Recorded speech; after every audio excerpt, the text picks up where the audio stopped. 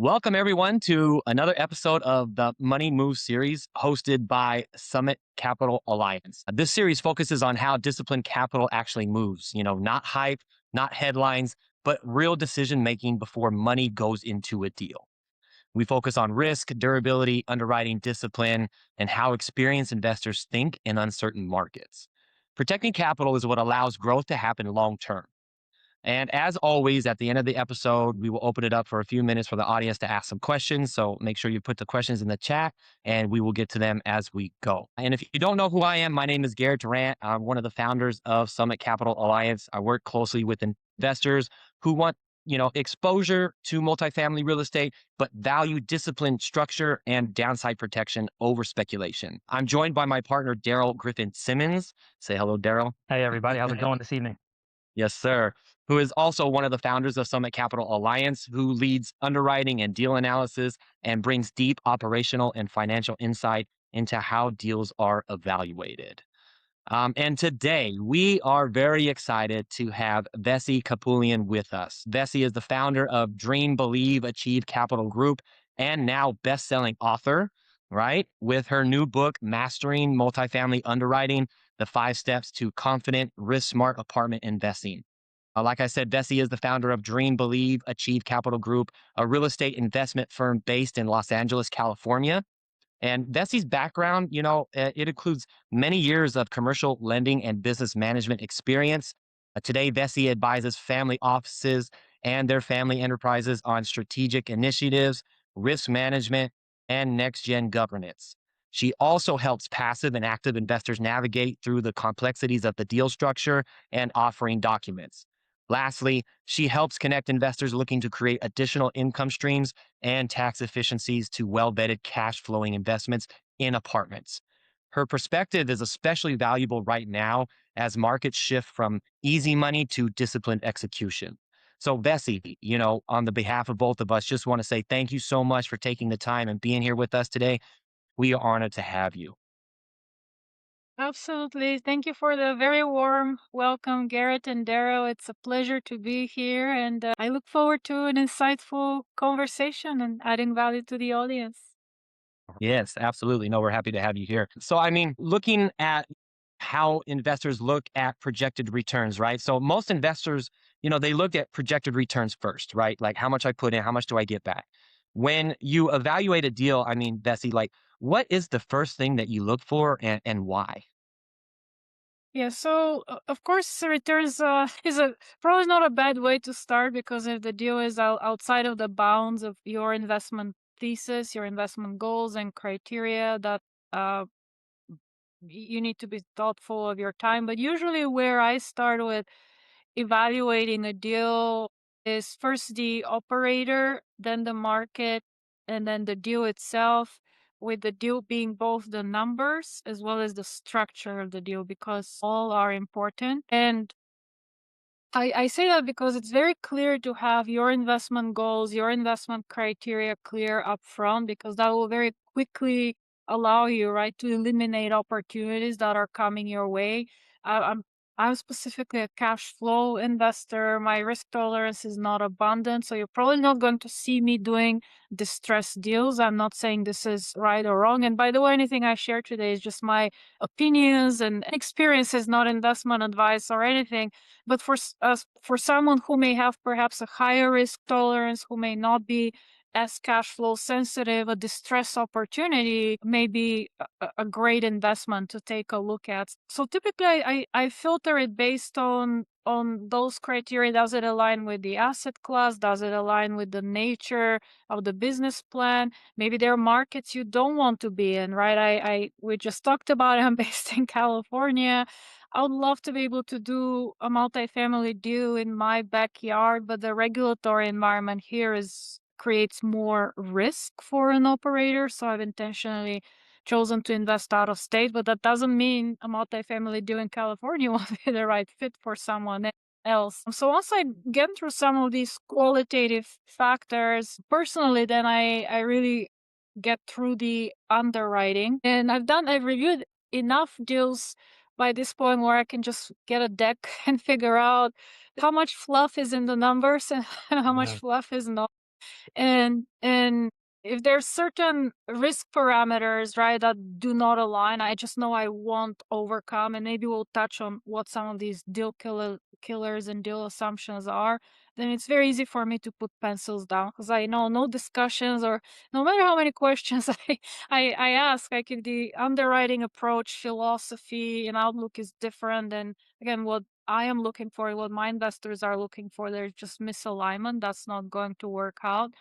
And then if there is a path there, then I start doing the deeper digging around, like I said, the operator, the market. At that point, I'll probably do a deep dive in the underwriting by going through the actual underwriting model and then the PPM documents to really better understand the structure of the investment. So I'll pause here because I know I shared a lot, and happy to dive deeper into any of these sub topics. Yeah, yeah. I mean, do you have any questions on that, Daryl? Definitely, there's tons. Hmm. So which will kind of lead into my question. So Yeah. let's just start there, and then we'll kind of just peel back the onion slowly for people who are joining us live, and obviously who'll be watching the recording afterwards. So to your point, you can look at a pitch deck and you can identify that fluff probably, let's call it instantaneously or very immediately. So when reviewing the underwriting itself specifically, like what assumptions immediately kind of raise some red flags for you? Yeah, so typically there's five that I typically look at, and I'll name them and I'll dive deeper into each one. One is the cap rate, rent and rent growth assumptions, the expense baseline and expense assumptions, the reserves, and then the deal structure, specifically the loan structure and loan parameters. I start with the cap rate because that has an exponential impact on the valuation of the property, specifically the exit valuation. And again, for those who may be newer, right, how commercial properties are valued, it's based on the operating profits or the NOIs that they generate. And then the inverse multiple of that is typically the cap rate. And so if you get that wrong, it's it's a very difficult fight to a battle to fight, and we're actually going through some of that right now, and we can definitely touch on current market conditions and some of the challenges operators are facing in today's environment. But I start there because specifically for me, all investments have risks, right? You cannot eliminate the risk. That just comes inherent with investing. And so as an investor, when I approach an opportunity, uh, my primary goal is, and the question I'm trying to answer is, how do I protect the principal? How do I protect the downside? And a lot of that goes back to my lender experience, where you think about how do I protect the loan principal? In this case, it's the equity investment.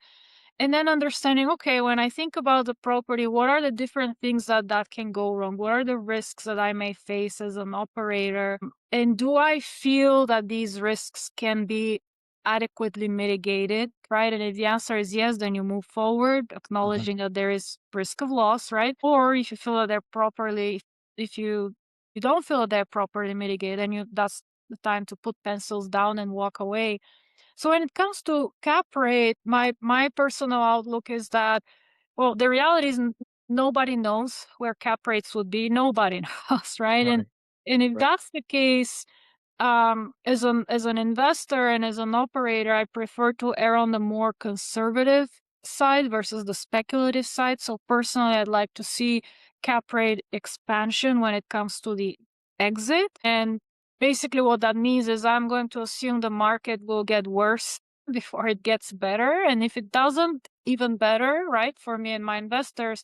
But if it does, at least I've been partially, hopefully fully, but in some cases, partially accounted for some of that downside market risk. Not everyone will have that outlook, and I see that in a lot of deals that are crossing my desk today, where operators may be assuming cap rate compression, and again, that's very much predicated on their own outlook of where the market will be headed. Rates is just one component that impacts cap rates, but there are a lot of other factors that influence which direction cap rates will go. And so that would be a point where we can agree to disagree. So if I don't see that cap rate expansion, and in most cases I see cap rate compression, that for me would be an Pretty much automatic no. Unless there is a lot of other buffers built into the deal by virtue of the rent. So rent is the second most impactful item, because if you think about it, when you set your cash flow projections, you start with a baseline. So if you get that wrong, you're starting off from the wrong starting point. But not only that, when you project, you're projecting certain growth rates, compounding that error year over year over year, and becomes again very difficult to catch up if you don't get that right. And so often where one of the maybe head scratchers I see is like a market perhaps is showing a rent decline, and then I get projections and I see the operator or the lead GP has assumed rent growth right off the bat. Sometimes they may assume zero rent growth in year one, in which case I would really want to drill down into other revenue line items. Like, okay, Hmm. maybe you think you'll get this rent, but maybe that will come at the expense of higher vacancy, more concessions. So your net collections still end up maybe slightly worse off than better off. But I evaluate that in the context of the market, right? And that's why I said first operator, then market, then the due, because the market really formulates or helps you formulate the inputs or the assumptions that you use to create the cash flow projections that eventually drive your outputs or returns. So rents would be number two, and expenses, I said, is number three. Oftentimes I hear the phrase, "Oh, this other operator wasn't a great one, but we're gonna do better. We're gonna do somehow we're gonna do Yeah. our magic." And I'm not suggesting that's not Yeah, we're gonna save this ship. yes, but it's really important to be realistic, right? You can put Right. any number on a spreadsheet and make it look beautiful and make the returns look what you want them to look, but you have to be realistic. Talk to at least a couple of sources, right? Your property manager, boots on the ground partners, look at the CoStar reports, look at all the data to really understand what is realistic here for this type of market, for this type of asset class, for this type of property, right? If there's more deferred maintenance, I would expect to see higher repair and maintenance terms, right? Contract services expenses and such. So really drill down to understand, are these expenses realistic? Are they accounting for adjustments in taxes and insurance, which inevitably occur post close, some sooner than later, right? Yeah. Depending on how frequently the county reassesses. Reserves is a big one. I see a lot of folks skimping on this one, and there are conflicting arguments. Some people will say, well, we're just gonna build the reserves out of cash flow, but what if cash flow doesn't come through? Or what if it's slower than expected? Or what if it's negative after you take over the property? That's really when you see what's under the hood, right? And it's Uh-huh. not a matter of if, but when But when? surprises do happen. And Right. so when I talk to passive investors, because sometimes people bring deals to me for a second set of eyes, I say if you're comfortable with taking, if you see that there are no reserves, there are two paths. Either you're not comfortable with it, right? Or you take the risk, but acknowledge that if a rainy day comes, you may have to be tapped on the shoulder, right, for a capital call, unless the sponsor has ultra deep pockets and they can fund that shortfall themselves. So this is neither good nor bad, but it really boils down to what is your risk tolerance. And again, some people are okay with less. Some people are like me, would like to see more in terms of a reserve buffer. The argument I typically hear is, well, the returns are lower. I say, yes, but the risk is lower as well. So it's a matter of, again, risk return. And the last piece is the debt that I mentioned. We saw a case of the dead tail wagging the deal, right? Back in Uh, 2021, where a lot of people were getting into these variable rate short term loans. Why? Because that was the only way to get the deal to pencil in, to at least show on paper returns that were somewhat acceptable to passive investors.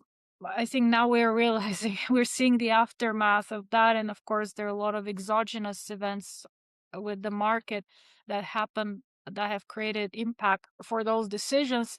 But if you're buying a stabilized property, I see no reason why you should be getting bridge debt, right? And Right. Unfortunately, I thought people had learned, but you believe it or not, I see this even in today's market where people would bring a deal to me to, again, second set of eyes or to Yeah. evaluate, and I see those types of structures and I'm wondering, why are you doing that? The deal needs to be able to stand on its own. And again, going back to my first point, as an investor, we get paid to take on risk, right? And that's Yeah. what we need to understand. So if I can manage the interest rate risk by fixing the rate, why, in my own view, why would I not want to do that? So then I can spend my focus and energy worrying about all the other risks Right. around operations that can Operations. manifest themselves. Yeah. Yeah. No, Absolutely. well said, well said. Yeah, and I got some follow-up questions for the Q&A. So we're gonna head to Garrett for the next one here, but that was a fantastic answer there. Yeah, no, absolutely. A lot of nuggets there, and the things that you cannot predict. I mean, that those are some of the things that are going to happen. I mean, it happened in one of our properties recently too, huh, Daryl? Yes, it did. Yes, That it one did. made So yeah, it just to your yeah, point, you can't eliminate risk. yeah, Operational surprises do happen in this space on the active side of things, and a great team is able to go ahead and be deployed to obviously continue to execute the business plan. So no, well said. And everybody, definitely, if you have some questions, put them in the Q&A. We're definitely taking note of them so that we can ask them here shortly in some time. But go ahead, Garrett, with the next one. yeah. I mean, it definitely a lot of great nuggets there, Bessie, for sure. And in your book, you talk about the difference between a deal that looks good and one that is durable. I mean, what does durability mean in real estate investing, really? Yeah, so I really appreciate you asking this question. So it really comes down to a few things. First of all, when it comes to the deal itself, I always like to see, or if I'm part of the GP team, I always like to perform a stress test analysis to really understand what does a downside really look like and how bad does it get? What happens if not only friend growth doesn't materialize, what happens if friend declines, right? What happens if cap rates expand, right? More than what I project them to expand Right. to in my projections. What happens if my expenses increase? So testing those different levers to see how does that affect my ability to service the debt, because you don't want to be out of compliance Right. with your bank covenants, or even worse, payment default with your lender. So Oh you yeah. really want to understand that. And then secondly, what does that do to my returns, right? How bad does it get? And then that really helps you formulate a picture. Okay, even if this worst case is to occur, can I still weather the storm? Okay, maybe I won't meet my projected returns, but can I at least protect the principal of my investors? And then if the answer is yes, that may be right a reason for you to move forward. If not, then that would be time to put pencils down. But you asked about durability, so understanding the downside risk is key, and sensitivity analysis is part of how you do that.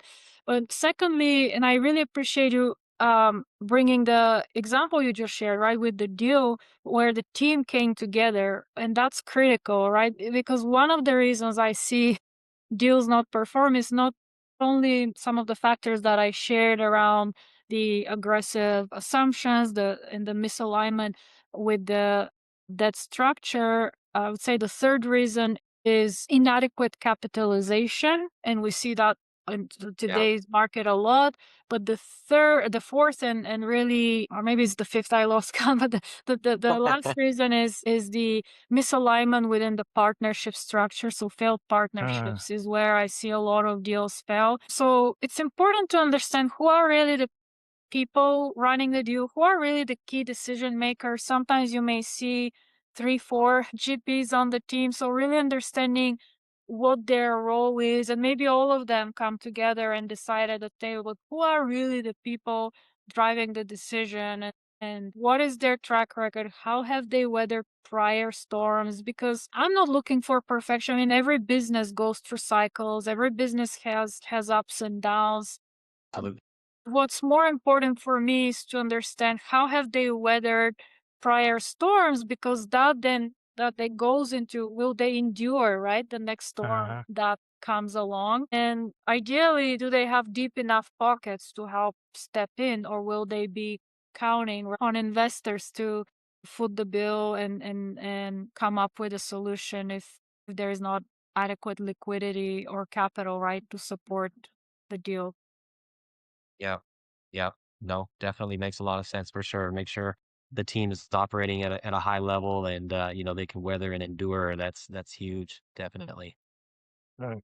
Well said. Well said. And tying back to, just kind of getting to my next question, tying back to what you mentioned around, the GP team who really has, the keys to make the decision from that regard. And you've underwritten and provided obviously a lot of oversight for several passive investors, right? So when it comes to, sponsors modeling renovations and lease ups within the underwriting, like where do you see execution risk most often like break a deal? Oh boy, that's such a great question. Well, first of all, some of it really comes from the experience factor and the spreadsheet factor. 'Cause sometimes I see people making assumptions on paper. Hey, we're gonna renovate 5 units a month, and that's about what one and a quarter a week, which may Uh, seem doable. But is that really realistic? Sometimes I see properties, right, going from zero to hero in year one, and inevitably transitions take time. Sometimes there are unexpected delays. Probably the most frequent case I encounter is where where you thought you're getting a property that's 95 occupied, and then you walk in and you find out it's 89% on day one. And there are a few things you can do to mitigate that surprise factor, and I can talk about that. But one comes from the unrealistic probably assumptions, and that's where you really need to have a team member that first of all has the operational and then the execution experience when it comes to renovations and rehabs, and then boots on the ground knowledge, because oftentimes there's local market factors. You may have someone really experienced in one market and they face a surprise in another, whether it's through ability to recruit and hire qualified labor, or maybe if you're entering into a new market, you don't have the same negotiating power when it comes to supply of labors and materials, and all of that, right, then impacts your cost factors when it comes to the rehab, which is why I always also like to say at least a little bit of a buffer, especially in today's environment, when there is the impact of immigration policy, which impacts labor costs, and then tariffs, which impact material costs. So the unrealistic assumptions, the maybe lack of connectivity with the boots on the ground operational expert, and I almost see like the asset manager and the underwriter, right, working hand in hand together. Because again, like I said, you can put any number on a spreadsheet, you can make the spreadsheet look very beautiful, but the question is that realistic? And one more point I'll make, because that's important, and especially in today's environment, and especially in the value add space, again, that may or may not apply to all asset classes or business plans, is a lot of times people, think of value add as, okay, we're going to rehab these units and then we'll Mhm. raise rent. But the question is, okay, that's all great, but is the ROI on that type of work there? So when you Right. approach the CapEx Well said. project, going back to your question, is the ROI really there? Because if it's 20% plus, right, then you can say, okay, it's accretive to the overall returns if your average IRR is, 15% or so. But if it's not, if it's not that high, then it actually dilutes your returns, which for me, and I've seen that in deals too, right? For me, then raises the question: why are you doing all this work only to Right. Uh, dilute your returns and take right. on more Right. risk? Yeah. Right, right. Because it's the only thing that they've been taught probably or what they think is expected, and what they should do in their business plan.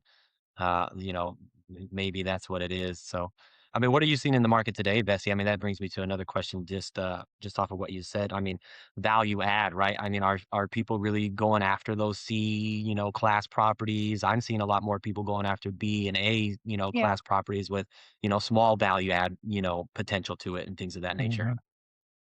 I see very much the same, and part of the challenge is right, and it's very market specific, of course. I'll speak at the broader level, but there has been an influx of supply, right, in a lot of markets, which has created downside pressure on rents, and in many places actually resulted in rent declines. And so the question then is, well, if I cannot create, if I from the top line, right? How do I create the value? And for me, I do still think there are great opportunities in the market. They're just going to take longer and harder to find.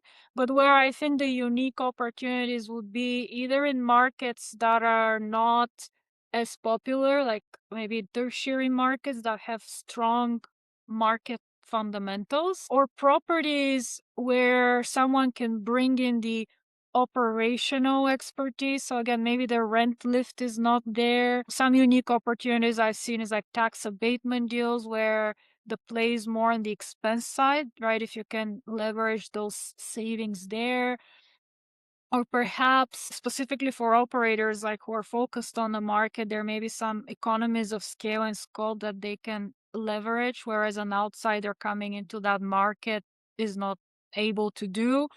And then maybe the third area, the value add, is thinking about additional income streams. Now, that's it's a fine line there because in a lot of markets, we're also hitting the affordability factor, right? So you Mhm. cannot say, I'm going to slap on these five services. Maybe they And buy then them, boom. maybe Exactly.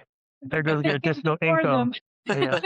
Right. So it's important to think or like, oh, we're gonna add washers and dryers. And it's like, well, are tenants in these market really requiring washer and dryers in the unit? Is that They really pay for it. making Yeah. No. sense? Yeah, because again, it sounds like amazing on paper, but in reality, is that aligned with the local market dynamics? So in terms of value add, that's where I see the opportunities in today's market environment.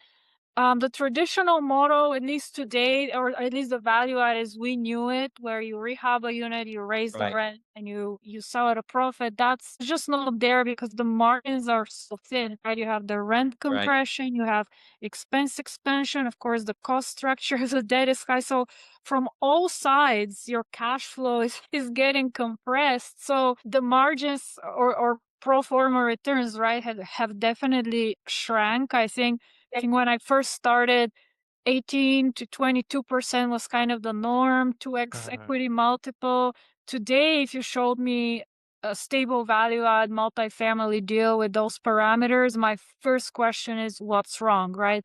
Someone brought a deal to me last week saying, oh, I found a deal at 8% cap. My first question is what's wrong? And sure enough, when we peeled the onion on the deal, there was like a shooting within a mile of the property. Median household income was like 29,000. So I was like, oh, Mm. that's why it's an 8 cap. It's appropriately it's probably more like a 9-10 cap than yeah. Yeah.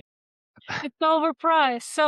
So it's really like in today's market, and it's also important to adjust expectations in terms of returns. And then just recognize, right, if someone's approaching you with a 20% IRR opportunity, some of these assumptions is probably off in the stable value add space, right? Yeah. If you're taking on a distressed deal, or if you're doing a new development or construction, those are types of returns, or even higher, are not uncommon. But of course, you have to recognize that you're taking on a lot more risk in those situations, so your probability of loss is higher. Mm. Yeah, no, absolutely. And yeah, you hit it right on the nose for sure. So, I mean, for passive investors now, right? Let's kind of look at that. I mean, who don't underwrite daily, Bessie, right? I mean, obviously, that's not their job, right? So, I mean, if you're a passive investor and you're looking at a deal, I mean, what are the, I guess, 2 to 3 questions that they should always ask before, investing in a deal? Yeah, so it really comes down to the three categories that I mentioned in the beginning. And those are, I wish I could say they're only two to three, but it really boils down to the operator. And when it comes to operator, it's not just the team and the track record, how they've weathered through prior storms, how they communicate. Definitely do deep background checks. I personally prefer to hire private investigators to do the work, but if you do nothing else, at least do the $50 online checks. At least Yeah. that will give you something. Really understand the market. And then in my book, I give a few really actionable steps with free resources people can access today. And the book comes with a GPT that does a very quick market analysis for you to help you figure out, is this market profile aligned with my risk tolerance, right? And then the third factor is the deal, which goes through the five assumptions. So when you're an LP, talking to a sponsor, definitely ask for the underwriting model. I don't expect you to know what it is or how to pick it apart, but that's also a signal of how transparent they are. Right. For me personally, if they say no, that's a no-go. For me, there's nothing proprietary about underwriting models. Some may offer to give it to you in a PDF format. Maybe as an LP, maybe that's acceptable. The last few months I drew a hard line on this, and I don't accept PDFs anymore. So if the answer is no, we just move on. But what that spreadsheet will tell you is all of their underlying assumptions, and that's where you can start pressure testing some of that to really see how close they are aligned with the market reality, right? If they tell you, okay, we've assumed cap rate compression, so you're going to get 2.5 equity multiple or 2x equity multiple in 5 years. It's like, okay, that's great. Walk me through why you think that is. And again, you may agree with what they share with you, especially if your risk tolerance and market outlook is in alignment, right? In Mhm. my case, if they come and tell me because co-star said so, I personally don't buy that. But that's just me, right? Because that's not what my outlook is on where rates would be long term with the information we have today. Of course, anything and everything is subject to change. So really pressure test those, at least the five assumptions that I outlined earlier into our conversation, and have them walk you through, right, the data points that they use to come to that conclusion, and maybe, right, that will help paint the full picture for you. And then last but not least, I definitely want to understand the structure of the deal, right? The fee structure, the LP provisions. I really want to see GPs with skin in the game and who are not just after the fee. I also want to see GPs who are appropriately compensated. I've walked away on deals where they were barely charging any fees and they were giving out most of the equity. And then the question for me is, well, why are you doing Right. this? Go get a two job, right? Like, why? Like, I mean, this is a hard business. This is blood, sweat, and tears day in and day out. So you need to be appropriately compensated. And I need to know that if we hit rough waters, you will be fighting tooth and nail, right, to save the property. So if you don't have that skin in the game, but also the incentive by virtue of compensation, chances are you're just gonna walk away from the property. And sadly, I've also seen that happen. And I mentioned very briefly LP provisions. I do post a lot of that in my daily content, and that's a subject I've covered previously. But make sure you're comfortable with those, right? Like capital calls. Sometimes they're mandatory. Sometimes they're not mandatory, right? And you don't want to be finding out that it's not mandatory after you've wired the money and signed the subscription agreement. Things Right. things Yeah, good points. Good points. I mean, Daryl, do you have anything to add or anything on top of your head that you want to talk about? There's tons, but I don't want to be selfish. Again, I'm saying this repeatedly. I definitely want to open up to, the Q&A session, Garrett, if that's okay with you, to kind of see if people have some questions out there. Again, everyone, if you have some questions, submit them. But I know we did have one question come in early, and it's from Ray Woods. He asks essentially, from your perspective in the syndication world, what are some of the main problems that need solutions in the market today? quality deal flow. That's that's a big Right. one. Quality deal flow, and where unfortunately where I see, and that's again, that's a personal decision, so I'm not like pointing fingers, but where I see sometimes uh, people maybe go down the wrong path is when they get into this really, really dangerous rat race of buying deal after deal after deal just for the fee. And then you get into this really dangerous situation where, okay, you're acquiring more properties. You have to hire more people to manage these properties. But if the deal is not strong enough, right, to generate strong cash flow, then you're really relying on acquisition fees to keep the lights on. And you're getting into some maybe not so great investment decision. In some cases, people are starting to commingle funds, and there's been plenty of lately, right, in our space, and not just in multifamily, in the syndication space overall, of fraud cases and Ponzi schemes, and that's where really things unravel. And sometimes it's better to walk away and not do it. Easy for me to say because again, I'm mostly on the capital allocation side and the LP side of the house. I'm not necessarily I'm an operator out there calling brokers looking for deals and all of that. But it's really executing on the getting the financial discipline, right? To say no and not being solely dependent on that acquisition fee to keep the business afloat. Again, boils down to risk tolerance and people's outlooks. I can't really say what the right or wrong way is to run the business, but that's something that's concerning for me. And then in pursuit of that, what I also sometimes see happen, and more so today than versus a couple of years ago, because we haven't seen the returns in multifamily that we enjoyed a few years ago. In pursuit of that, people are now starting to go into other asset classes, and they may or may not necessarily have the experience or expertise to handle those asset classes. Of course, partnering up with a veteran in the space is one way to solve that, but I don't always see that.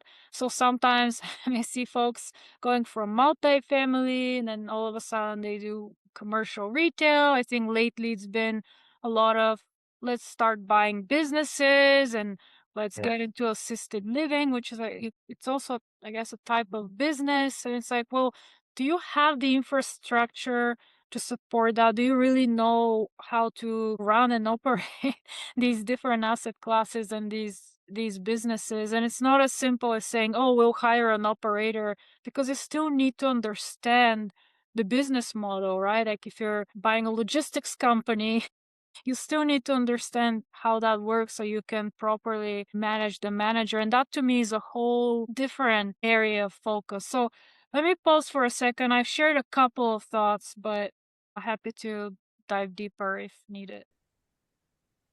Hopefully that answered the Sure. question.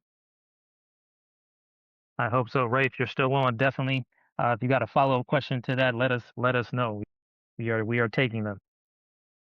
Yep. The floor is open, everybody. If you got some questions, drop them in the chat. We have Vessi here dropping some nuggets for y'all. So this is the time. And I still love multifamily. We're going through our winter season, but for me, that's still, again, Yes. based on my risk tolerance, remains the asset class to be in. And just because we're going through the storm and I've shared about some of the challenges in the industry, doesn't mean, right, that there is not a way out. I guess all I'm saying is whether the market is up or whether the market is down, take a step back, bird eyes view, and really focus on the risk and downside protection as you evaluate those opportunities. And if that means that you have to be on the sidelines for a year or two, that's okay, because no deal is great enough to wipe out the losses from a bad deal. Yep. Very true. Yep. Very Yep. true. Well said. If you can survive the winter, then you're gonna thrive during spring and summer and fall and when the fruit comes, right? Definitely. We have one from Hosea Ugana. Sorry if I butchered the last name, my fault here. But when you are looking at a new market, what specific demand drivers give you the confidence to enter? Excellent question. There are a few things that I look at when it comes to the demand. Of course, the population growth is one. and that's the future clients, right? Future residents coming into the market.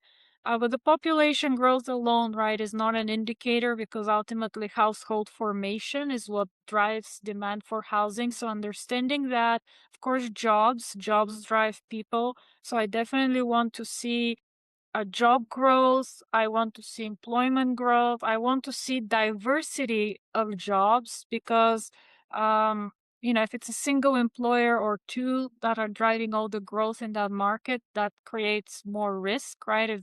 If their business slows down, or even worse, if they close shop, what happens to people employed by by that company, right? And then in turn, what happens with my client base, right?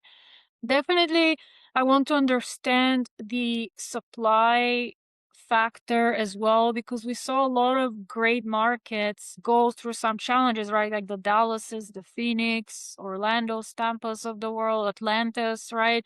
Where great markets, all these KPIs, population growth, job diversity, median household income, those are all there.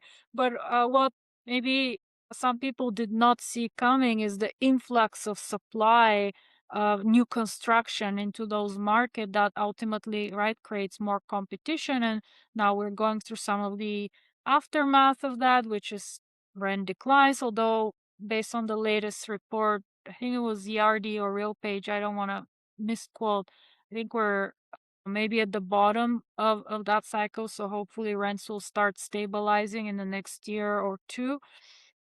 But we saw the aftermath of that resulted not only in rent decline, but then apartment owners competing with apartment owners by virtue of concessions. So naturally that reduces your collections, maybe higher advertising expenses, because now you have to attract those tenants and fight for clients, which also then increases your expense base. So these are some of the factors that I look at. And again, it's not just the overall market, but also the sub-market. Some markets are even street by street, like, the Memphis, Jacksonville are a couple that come to mind, but I know there is more.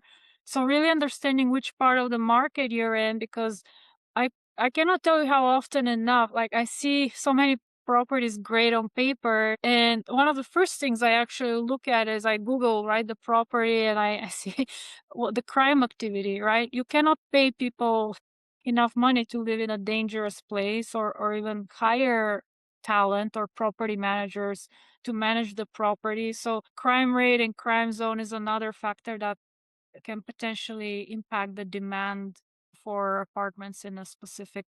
That's more at the sub-market level, but it's an important one to consider. Wow. Absolutely. Wow. Phenomenal.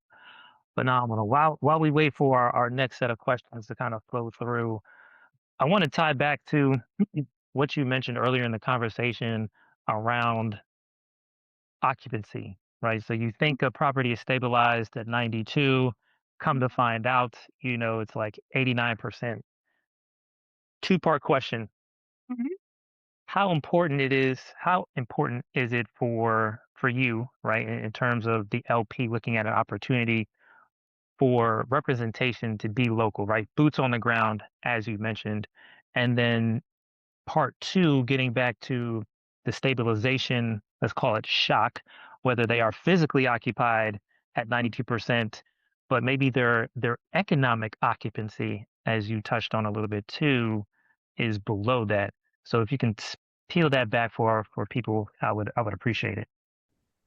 I cannot emphasize enough the importance of boots on the ground. For me personally, that's important when I invest in properties. I don't want to be relocating to different markets or to be flying there every week to keep an eye on the property.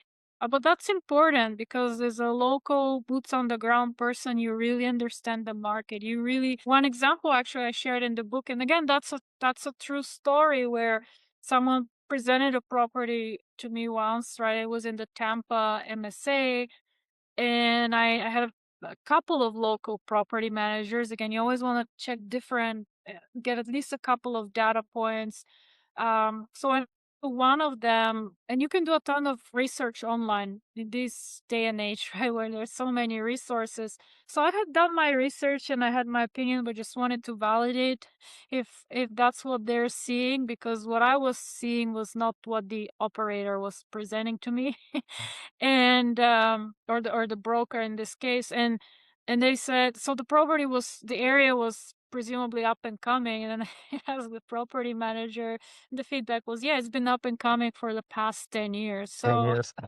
it's like, and to this day, it still hasn't It's come still up up. and It's still coming, up and baby. coming. So, We're gonna get so there, baby. but you wouldn't necessarily know that, right? Unless you're in the and even if you fly there and walk the property, maybe you're gonna see what it is today. You're not gonna see what it's. Maybe you can sense by driving around, right, how far that path of progress is. So that's one aspect of it, right? Like local costs, knowing the local vendors, the good ones, maybe from the not so good ones. All of that you wouldn't know that unless you either live in that market or you've operated in that market for an extended period of time. So you really know it day in and day out. Maybe you're not located there, but you have a PM that you've worked with for years, who is now almost as an extended member of your team, maybe not part of the legal entity structure, but Mhm. you've worked with them long enough to where you have that local representation. And I apologize, I forgot the second question. No problem. No problem. I was a little bit wordy. So the second question dealt with the shock factor, right? Again, from Oh, it's yes. Yes. 92% and then it's Yes. 89%, but more specifically around the economic, right, Yes. occupancy. Yes, yes, yes. Oh boy, that's so important. One quick thing I would add on the physical before I move to the economic, and I cannot emphasize the importance of it enough, is to walk every unit. Typically, where I see surprises happen, where for whatever reason there's maybe some pushback from the seller and whatnot. You don't walk all the units, and then you realize that that was for a reason, and not just walk them during the due diligence period, but ideally, somewhere in the PSA, you have a clause that gives you the right to walk away from the deal, deposit free, and all of that. An ability to walk the unit maybe a day or two before close, right?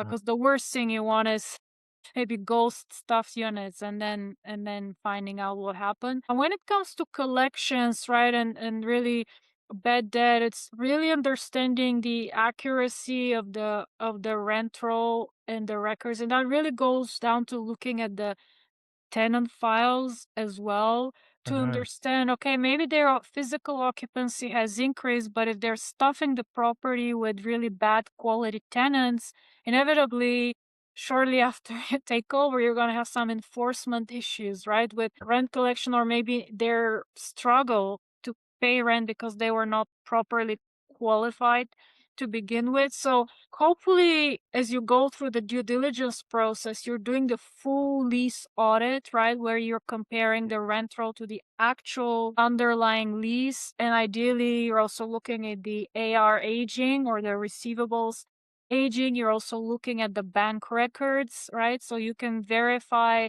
are these collections really coming in? Right? Or am I going to have to go chase people for that? And if these tenants are approved, what is their profile? Because maybe the person who managed the property before you uh was okay with them making maybe two times or two and a half times rent when it comes to Yeah. income. Maybe your criteria is three times rent. So automatically you know, okay, right off the bat, that's gonna be the issue. And the question becomes, okay, knowing what I know now, does this change my desire to move forward with the deal? Do I have enough cushion or margin that I can bake into these call it, depending on the size of the property, 12 to 36 months, right, of transition period to account for that factor, knowing that I'll likely have to evict some people who are not following their contractual obligations. And again, I know it's easier for me to say because then sometimes the seller may push back, right, on providing some of that information. Thankfully, nowadays with the agencies, they're really honing in on to mitigate or minimize the risk of fraud, and I was reading, I think it was earlier this week, the fraud cases have minimized, but it's not clear if they've just really minimized or shifted to some of the other lenders Yes. who are not Yes. Yeah. providing Yeah. it. Yeah. Exactly. But thankfully, the lenders are doing deeper digging now on loans, so you can always say, well, the lender's requiring that, right? And financing contingency is one of the big contingencies, right? That allows you to walk away with your deposit, earnest money safe. So maybe use that.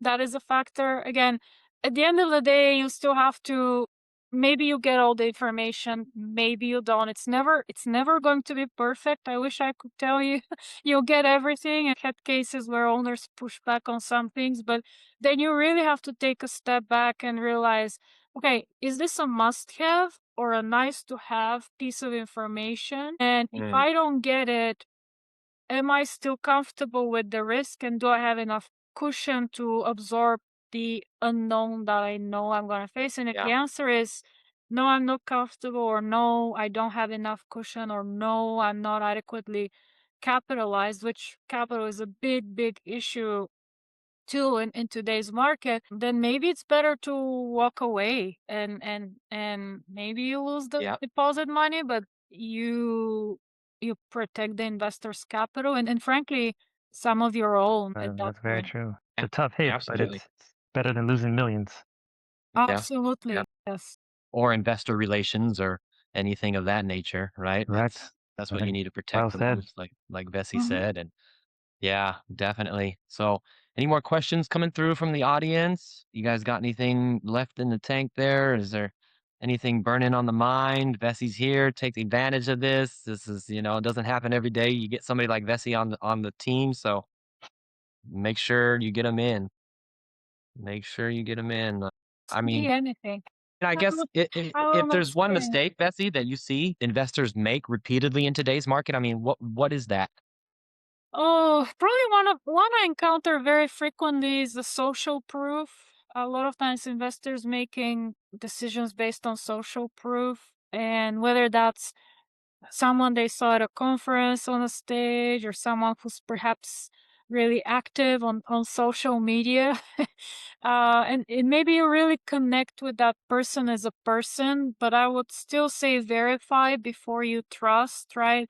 Make Of sure course. that they're what they say they are, who they are, and they do what they say they do. Verify, really drill down through everything we unpack today when it comes to the operator, the market, and the deal, to see if it aligns for you. Just because a deal is great for Daryl, right, doesn't mean it's going to be great for me. There's nothing wrong with the deal, but it's just a very different world Yeah, that he may Hmm. have when it comes to investment goals, his right. tolerance. So just because your best friend invested with an operator and they had a great experience with him or her, or invested in an asset class, certain asset class, and they had a great experience with it, doesn't mean it will be the right fit for you. And as a passive investor, it's not a fully passive experience, right? You still have to do a lot of diligence upfront, because at the end of the day, when it comes to day-to-day operations, you are passive. You're not voting on key decisions. You're not actually making any decisions unless the operating agreement calls for it, like bringing in a new partner and so forth. And so there is a lot of uncertainty, right? That introduces a lot of uncertainty, trusting effectively someone else, trusting that their efforts will bring a profit, right? Will make the investment profitable. And so one way to mitigate that upfront risk is to do the due diligence. So I encourage people, take the time, get educated. Well, first, definitely get clear on what your criteria and Yeah. risk tolerance are. Get educated so you can formulate your own opinion and not rely on someone else's. Yeah, absolutely. I mean, understanding, what are you looking for in a passive investment, right? Especially when you're having conversations with, potential investors and things of that nature. Make sure it's in alignment, right? Is what I'm hearing coming from you. And, are you looking at, you want a heavy cash flow, right? You want some cash on cash coming, dividends coming your way. Are you looking for more long-term appreciation and, tax benefits and things of that nature? Where are you at in your season of life? That's right. What are you really after and trying to build, right? So those are some of the questions that definitely, you have to know as an investor what you're after. And, the people on the other side, as far as myself, that's the first thing I go into when I'm talking to investors. It's okay, hey, not every deal is going to be a fit, but, let's figure out where you're at. What are your goals? Is this something that you would like to learn more about? And, that's where you Yeah. start building from there, right? And help them get that clarity. So, yeah. Absolutely, yes. And understand that there is still some work you have to put in on the front end as an LP, right? And Yeah. um so yes, it's not that easy. It's not there's no easy button is what I like to say. If there was an easy button, I think a lot of people would be probably going down that path. So All right. so understand, yeah, you have to put some of that time up front. But once you do enough deals, like, right, you'll be able to literally look at a deck and within 5 minutes or less, typically less, you're going to know, is this a deal for me or not? But all of that comes with, first of all, getting educated, being clear on your goals, and then last but not least, doing the reps, looking at as many deals as possible. Yeah, absolutely. There was another question, I think, Daryl, that came in. You want to read that one? Yeah, let me see. Okay, so Hosea has another question. When structuring a syndication, what is the most common mistake you see new GPs, general partners, make regarding capital raising or investor relations? Very relevant question in today's environment. Yeah, so specifically when it comes to capital raising, right? Of course, when the deal comes along, you're raising for that specific deal. But what I like to say, or at least my mindset is, when you're capital raising, you're always capital raising. The worst thing to talk about, the worst time to talk about a new deal to an investor is when that deal comes along. Hopefully, by the time it comes along, you have built a strong enough relationship. You've qualified them. Of course, they've had an opportunity to qualify you. And some money is too expensive, right? So that's why I keep harping on, you have to qualify the investor. Maybe uh if they're gonna be calling you every 5 minutes, right? Uh, What happened with Yeah. my investment? right. Yeah. Probably not a good investment for them, right? Life is too short. You want to be able to sleep at night. You want them to be able to sleep at night. So really goes back to what you were sharing just a minute ago, Garrett, around understanding where their head is at. So be okay with saying no, right? If you figure out that this is probably not going to be a great alignment, always be building that relationship.